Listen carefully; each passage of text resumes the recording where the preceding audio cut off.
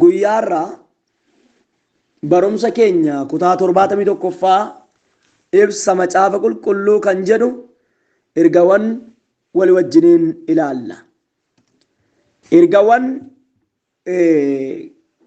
Waaqayyo nu gargaaree isa kana wal wajjiniin ilaallaadha. Ergaawwan kitaaba kakuu haaraa keessa jiran bakka gurguddoo lamattidha kan isaan qoodaman. Macaafa kakuu haaraa keessatti ergaawwan jiru.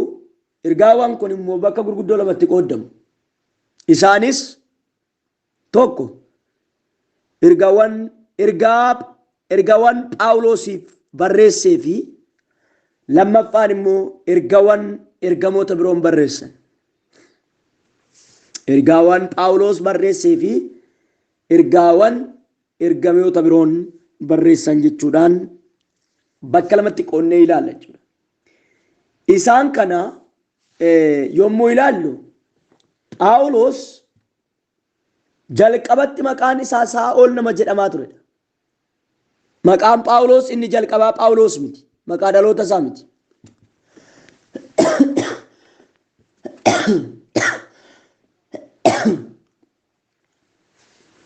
Sanyii Yihuudaa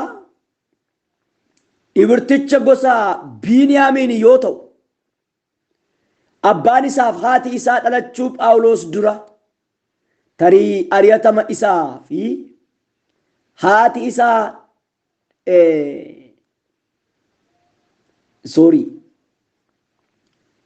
sanyii Yihuudaa Ibrticha gosa Biniyaam yoo ta'u, abbaan isaaf haati isaa dhalachuu Phaawulos dura tarii ari'atama mootummaa Roomaatiin yookaan sababa biraadhaanis ta'uu bakka jireenya isaanii kutaa biyya Biniyaamiin dhiisanii gara kutaa biyya Roomaa magaalaa Qiliiqiyaa bakka Xerxees jedhamtu dhufani. Iddoo kanatti ari'atamni guddaan tureera yeroo sana. Ari'atamni ture kunis immoo mootummaa warra Roomaatiin. Mootummaa warra Roomaatiin Roomaa gadhiisanii gara biyya jiraatan gadhiisanii biyya isaanii gadhiisanii gara biyya Roomaa magaalaa Qiliiqiyaa bakka Xerxees jedhamtu Xerxees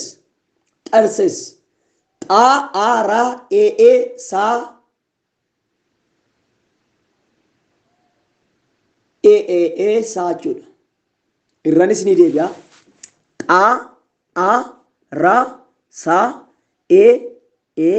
Saa jechuudha. Qiliiqiyaa jechuun garuu qaa'iyaa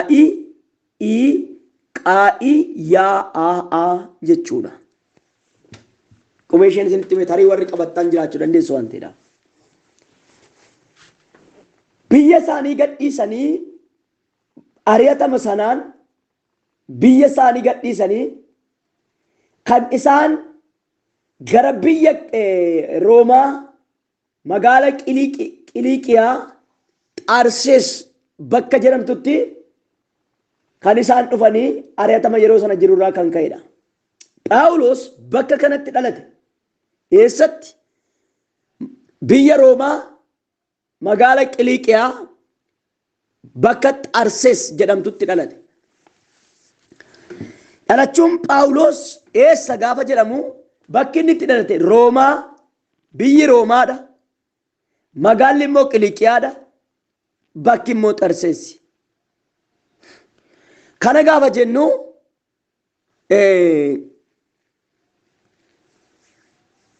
kana dhalatee Itoophiyaa keessattidha. Yookaan kan dhalatte ati biyya bakkeerra jirta waan ta'eef Itoophiyaa keessatti dhalatte. Kan dhalatte immoo godina Shawaa Lixaa Amboo ta'uu danda'a. Magaalatitti dhalatte magaalli isaa. Magaalli immoo Amboo yoo ta'e bakka itti dhalatte immoo ganda duwwaa tokko ta'uu danda'a yookaan duwwaa lama ta'uu danda'a. Akka kana jechuudha.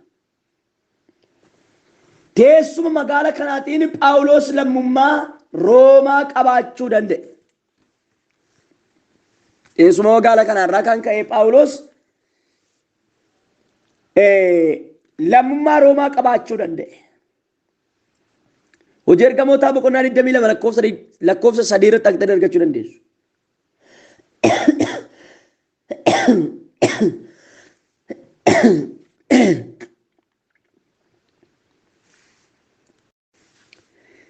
Seeraa fi wanta amala ta'e hundumaa eeguudhaan magaala Yerusaalemitti barsiisaa seeraa beekamaa Gamali'eel jala taa'ee seera barateera. Seeraa fi wanta amala seeraa ta'e hundumaa eeguudhaan seera eegeera. Amaloota seeraas immoo eegeera. Eenyu? Phaawulos. Eessatti? Biyya Roomaa magaala Qiliiqiyaa bakka dhalate bakka Xarsees jedhamtutti. Seeras eegee akkuma kanas immoo amala seeraa hundumaas eeguudhaan magaala Yerusaalemitti barsiisaa seeraa beekamaa kan ta'e biyya sana keessaa bara sana keessa Gamali'eel kan jedhamu jala taa'ee barachaa tureera. Barsiisaa seeraa yeroo sana Gamali'eel.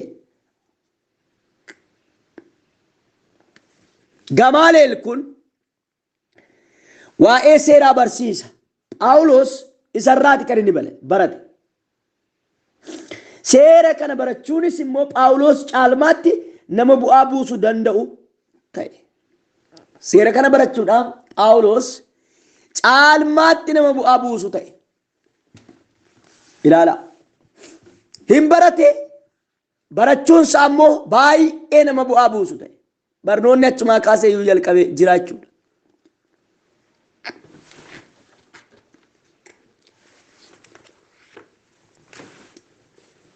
Bartoonni gooftaa Iyesuus Kiristoos irraa barachaa akkuma turan Phaawulos waa'ee seeraa kana kan inni baratee fi akkaataa yookaan aadaa seeraa kana kan inni baratee barsiisaa seeraa yeroo sanaa Gamali'eel nama jedhamu jala taa'eeti. Barachuun isaa immoo baay'ee isa fayyade. Barachuun nama kana baay'ee isa jijjiire. Barachuun nama kana baay'ee nama bu'a qabeessa isa taasiseedha.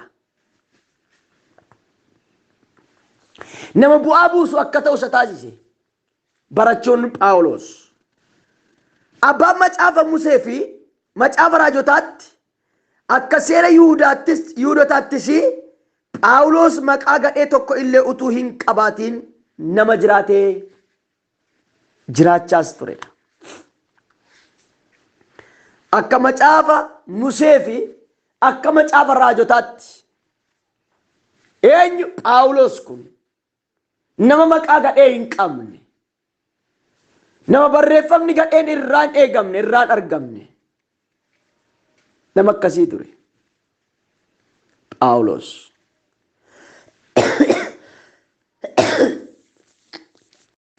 Maqaa gadhee hin qabu. Waan ittiin komatamu yookaas waan ittiin jedhamus hin qabu. Akka seeraatti karaa raajotaas ta'e karaa macaafa inni Museen barreesses jechuudha. Garuu doktiriinii wangeelaa keessaa waan barsiifame tokko iyyuu hin qabu ture Phaawulos. Macaafni qulqulluun akkas jedha. Doktiriiniin macaafa qulqulluu isa kana kan jedhu hin baranne Phaawulos. Waa'ee doktiriinii macaafa qulqulluu namni barsiisee hin jiru yookaas hin baranne. Phaawulos waldaa Kiristoos nama ari'achaa turedha. Waldaa kiristiyaanaa ari'achaa ture.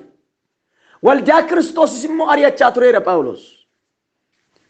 Hinaaffaa jallaadhaan guutamees waldaa Waaqayyoo ari'atee yommuu Isxifaanos ajjeefames du'a isaatti walii galee warra dhagaadhaan isa rukutaa tureef wayyaa isaanii eegaa nama turedha. Argitanii jara keenya. Phaawulos kun waldaa kiristiyaanaa ari'ataa tureera. Yommuu Isxifaanos namoonni dhagaa itti reebanii dhagaa akka bokkaatti itti roobsanii rukutanii dabadabanii ajjeesan. Phaawulos immoo wayyaa isaanii nama eegaa turedha. Ajjeesuu dhagaa itti guuree hin ajjeesne malee Isxifaanosiif warra Isxifaanosiin gargaareera jechuudha. Warra Isxifaanosiin ajjeesan gargaareera jechuudha. Kanaaf ajjechaa Isxifaanos keessaayyuu harka qabaa jechuudha Phaawulos. Ajjechaa Isxifaanos keessaayyuu harka qabaa jechuudha. Aqxanii hojii ergamootaa boqonnaa 7 lakkoofsa 58 argachuu dandeessu. Kana booddee Yerusaalem luboota mana qulqullummaa biraa caaffata fudhatee gara mana qulqullummaa Damaasqoo adeemuudhaaf ka'e. Eenyu? Phaawulos. Kana booddee Yerusaalemi luboota mana qulqullummaa biraa caaffata fudhateeti gara mana qulqullummaa Damaasqoo deemuudhaaf ka'e. Kunis warra Yesuusii fi maqaa isaatti amanan hundumaa dhiira yookaan dubartii utuu hin jedhin hidhee gara Yerusaalemitti fiduudhaaf ture. Dhiira hin jedhu, dhalaan jedhu, ijoolleen jedhu, xinnaan jedhu, guddaan jedhu warra Yesuus Kiristoositti amananii warra karaa Yesuus Kiristoosiin fayyinaaf jireenya bara baraa argatan kana hidhuudhaaf gara Yerusaalemitti fiduudhaaf gama seeraatti harka seeraatti dhiyeessuudhaaf waraqaa darbinsaa yookaanis immoo xala'aa gaafate.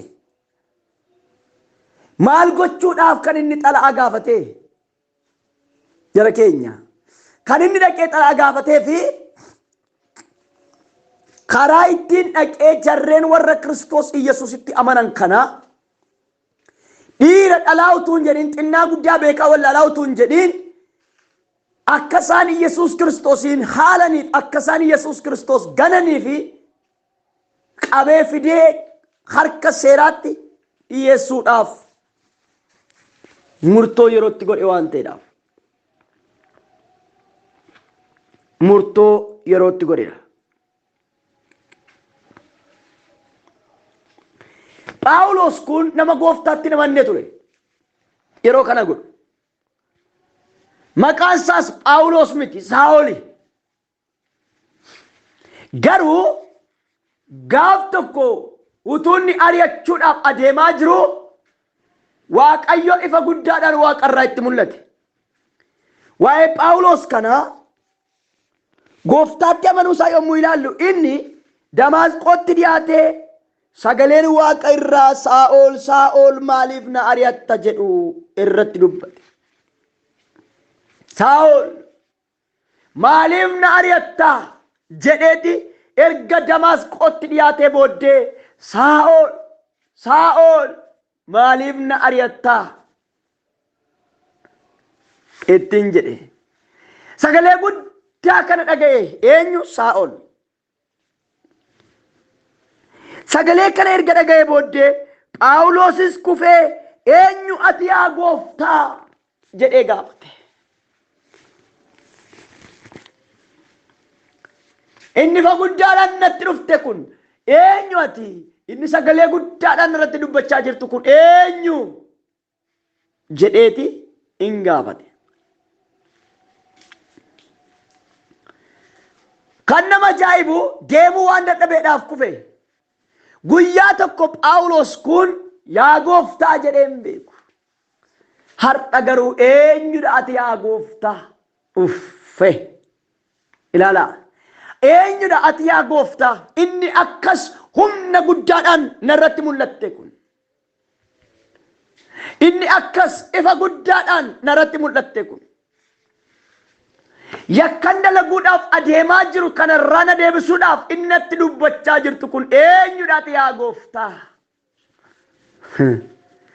Hojiin koo sirrii akka hin taane, adeemsi koo sirrii akka hin taane, karoora ni qabadhee bahe sirrii akka hin taane na hubachiisuudhaaf kan natti dubbachaa jirtu kun ati eenyu jedhee yommuun inni itti gaafatu argina iddoo kanatti. Gooftaanis deebisee akkas jedhe, ani Yesuus kan ati ari'achaa jirtu billaa qaramaa irra yoo ejjette simiidhaa jedhe.